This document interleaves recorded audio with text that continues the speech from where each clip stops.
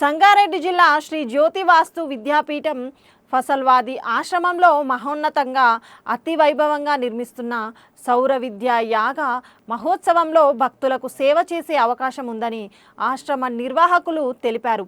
ఈ నెల 15 నుంచి 17 వరకు సేవాకృతు ఆశ్రమం నిర్వహించబడునని, ఆశ్రమంలో సేవ చేయడం అదృష్టంగా భావించి తప్పకుండా వినియోగించుకోవాలని శ్రీ జ్యోతిర్వాసు విద్యాపీఠం స్వామీజీ తెలిపారు.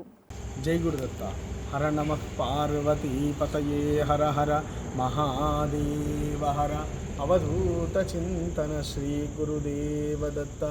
శ్రీ జ్యోతిర్వాస్తు విద్యాపీఠం సంగారెడ్డి పసలవాదిలో అత్యంత వైభవోపేతంగా సౌర విద్యాయాగాన్ని ఆగస్టు 15, 16, 17 3 తేదీలలో నిర్వహించడం జరుగుతుంది.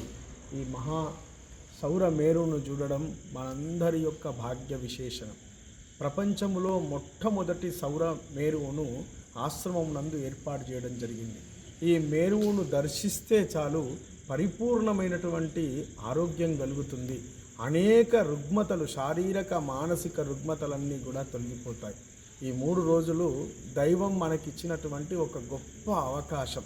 ఈ మేరువును దర్శించి ఇక్కడ జరిగేటువంటి ఈ మహోత్సవాన్ని తిలకించి, ఇక్కడ శ్రీ విద్యా యాగం జరుగుతూ ఉంది. శ్రీ విద్యా యాగంలో అతి ప్రధానమైనటువంటిది తీర్థ సేవనం. 12 రకాల మహార్చనలు చేసి తీర్థాన్ని ఇవ్వడం జరుగుతుంది. ప్రతి ఒక్కరూ కూడా విచ్చేసి ఈ మహోత్సవాన్ని తిలకించి తీర్థాలు తీసుకొని యాగాన్ని దిగ్విజయం చేసి తరించవలసిందిగా ఆహ్వానిస్తూ జై గురుదత్త, జై జై గురుదత్త.